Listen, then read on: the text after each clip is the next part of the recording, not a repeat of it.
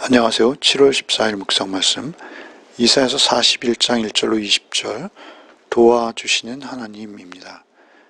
민족들의 역사 운명을 결정하시는 분이 누구이신지를 밝히십니다. 포로 생활이 어렵고 힘들지만 하나님께서 함께 하시며 끝내 구원하실 것을 믿고 두려워 말라 하십니다.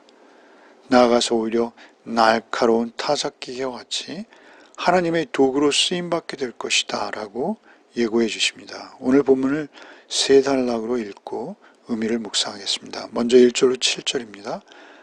섬들아 내 앞에 잠잠하라. 민족들아 힘을 새롭게 하라. 가까이 나아라. 그리고 말하라. 우리가 서로 재판자리에 가까이 나아가자. 누가 동방에서 사람을 일깨워서 공의로 그를 불러 자기 발 앞에 이르게 하였느냐.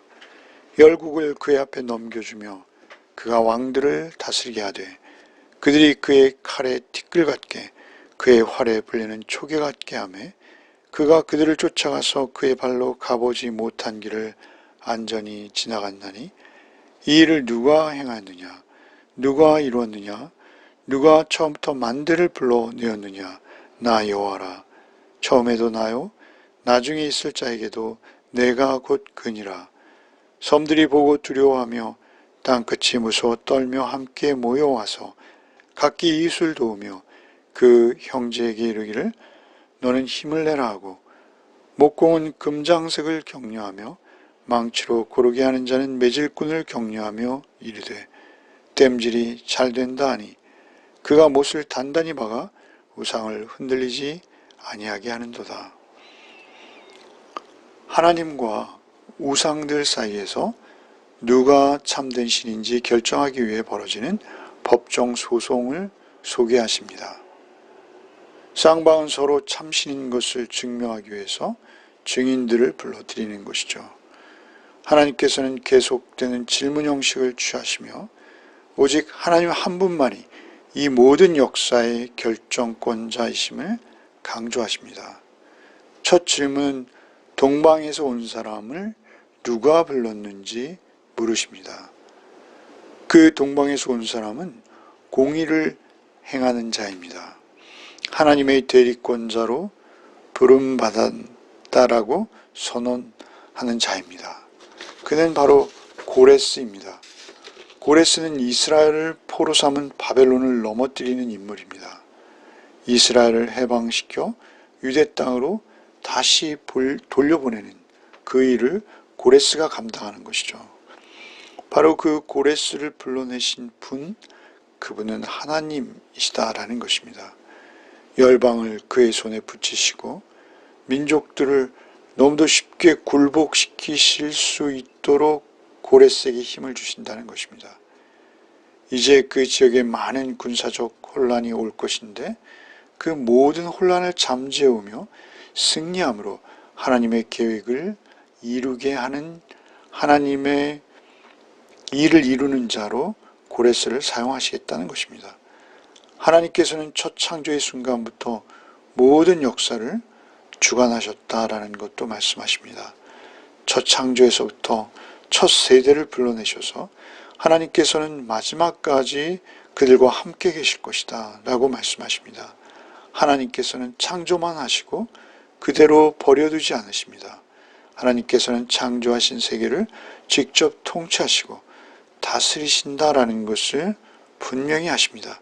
하나님께서는 다른 신들과 같이 과정의 일부로 존재하지 않으시겠다 하십니다. 내가 곧 그다라고 또 말씀하시죠. 바로 유대를 아브라함 안에서 아브라함을 통해서 부르시고 지금까지 인도해 내신 그분이 바로 나다라고 하시는 것입니다. 역사의 태초부터 마지막까지 어떤 다른 세력도 역사를 좌우하지 못한다라는 것입니다. 그러나 다른 민족들이 또 인간들이 하나님께서 일으키신 군대를 대항하는 모습을 좀 보라라고 하시는 것이죠. 그들은 서로 그 민족들이 힘을 합쳐서 하나님의 역사의 반대자로 섭니다. 장인들은 금장색을 격려하고 금장색은 망치로 쇠를 고르게 하는 자, 그리고 서로 땜질하는 자, 그들이 서로 말하기를 잘 되었다라고 격려하고 있습니다. 그들은 침략군이 와도 우상이 흔들리거나 넘어지지 않도록 땜질을 하며 잘 되었다라고 서로 칭찬합니다. 격려하는 것이죠. 여기 잘 되었다라는 단어는 토부, 우리가 잘 아는 하나님께서 창세기 1장에 만물을 만드실 때 보시기에 좋았더라 라고 그 좋았다라는 표현, 토부를 기록하십니다. 그들도 우상을 만드는 것이죠. 만들고 서로 좋았다, 좋다 라고 표현하는 것이죠. 그들이 그렇게 땜질이 잘 되었다라고 서로 격려하는 것이죠. 그러나 그것이 그들의 눈에 보기 좋은 것과 실제하는 그 우상의 힘은 전혀 다른 것입니다. 침략군이 지축을 흔들고 진격해 올 때 그 우상이 흔들릴까봐 걱정스러워서 그토록 붙들어 매지 않으면 넘어지는 우상에 불과한 것이죠. 흔들리는 나라를 어떻게든 살려보겠다고 여러 민족이 힘을 합쳐서 엄청난 우상을 정성껏 만들고 있는 것이죠. 그러나 우상이 그 위기에서 그 국가나 사람을 지켜주지 못합니다. 우상은 오히려 사람의 돌봄을 받지 않고는 홀로 설 수도 없습니다. 땜질이 잘 된다고 스스로 자찬하며 격려하는 것 가지고는 안 되는 것이죠. 혼자 서 있지도 못하는 흔들리는 우상을 땜질로 세우며 우상을 바라보는 자들을 하나님께서 조롱하시는 것입니다. 우리는 우리를 지켜주지도 못할 것들을 얼마나 정성을 쏟으며 만들고 있는지요. 그것들이 우리를 지켜주지 못한다 라는 것을 분명히 알면서도 그렇게 한다라는 것입니다. 이어지는 8절로 16절 말씀을 읽겠습니다. 그러나 나의 종 너 이스라엘아, 내가 택한 야곱아, 나의 벗 아브라함의 자손아, 내가 땅 끝에서부터 너를 붙들며 땅 모퉁이에서부터 너를 부르고 내게 이르기를 너는 나의 종이라. 내가 너를 택하고 싫어하여 버리지 아니하였다 하였노라. 두려워하지 말라. 내가 너와 함께함이라. 놀라지 말라. 나는 내 하나님이 됨이라. 내가 너를 굳세게 하리라. 참으로 너를 도와주리라.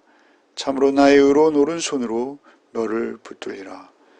보라, 내게 노하던 자들이 수치와 욕을 당할 것이요 너와 다투는 자들이 아무것도 아닌 것 같이 될 것이며 멸망할 것이라.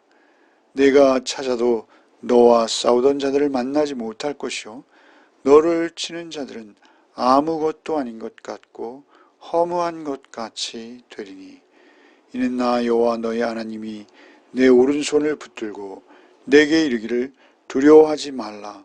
내가 너를 도우리라 할 것임이니라. 버러지 같은 너 야곱아, 너희 이스라엘 사람들아 두려워하지 말라.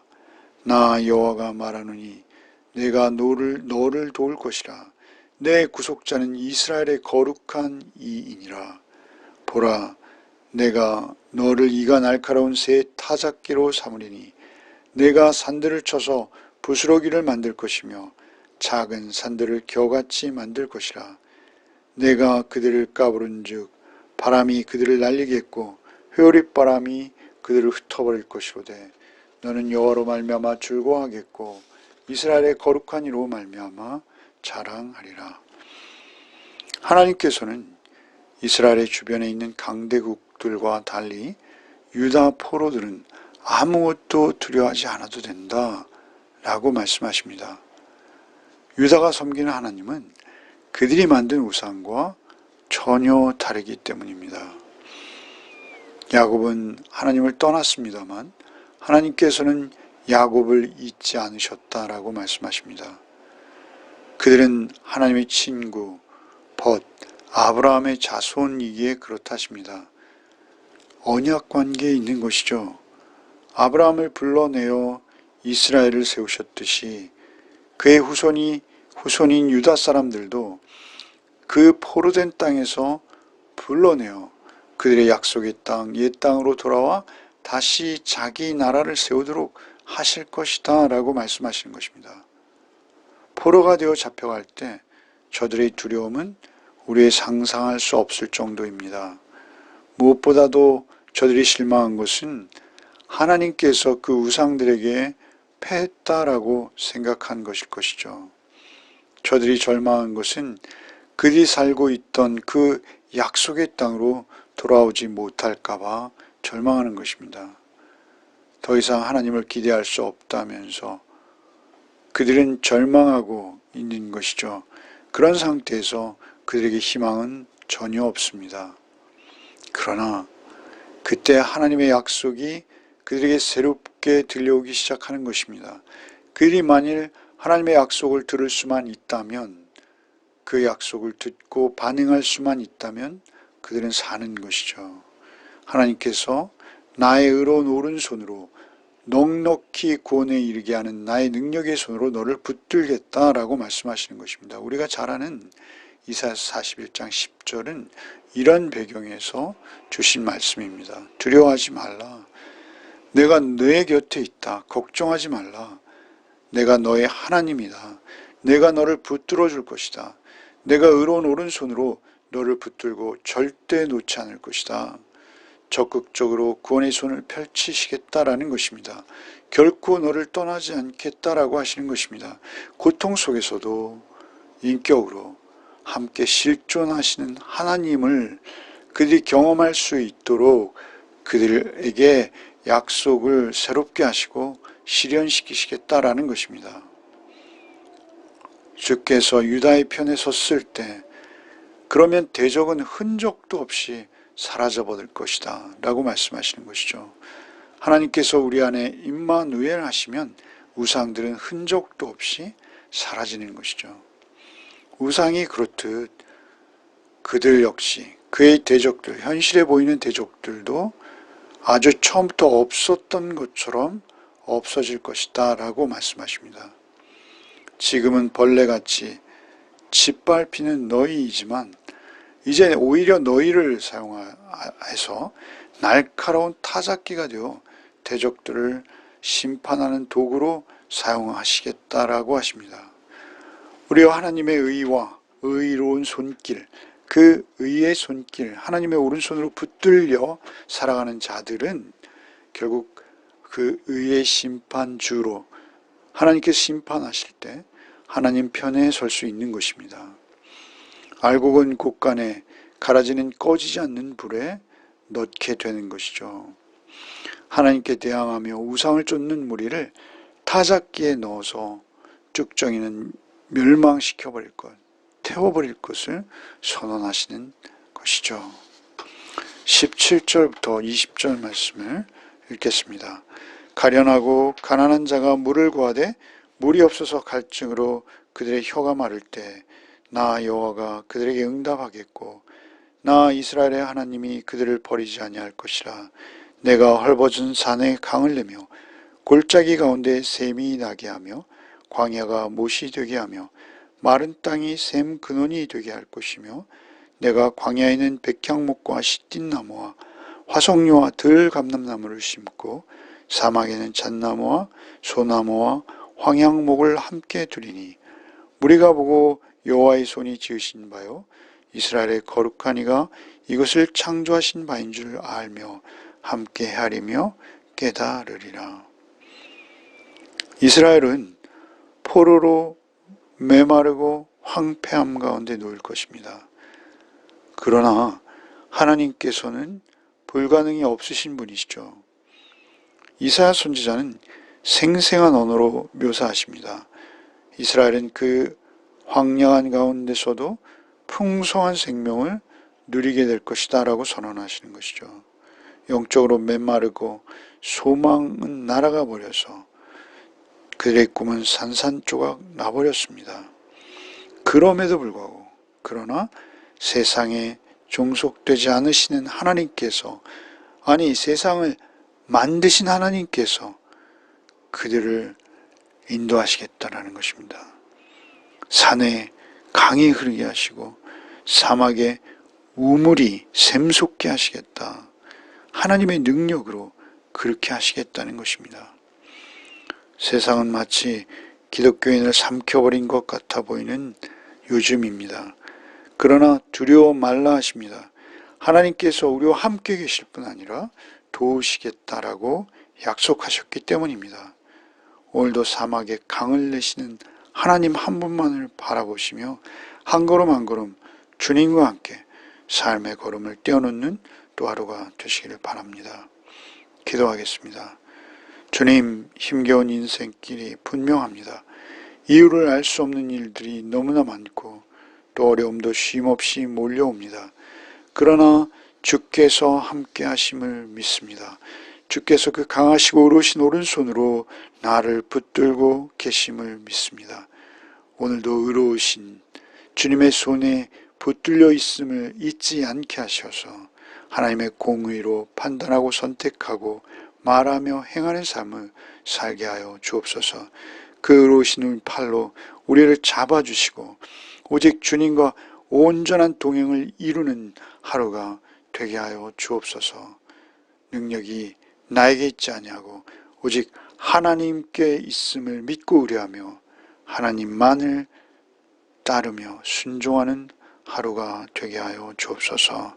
예수 그리스도의 이름 받들어 간절히 기도하옵나이다. 아멘.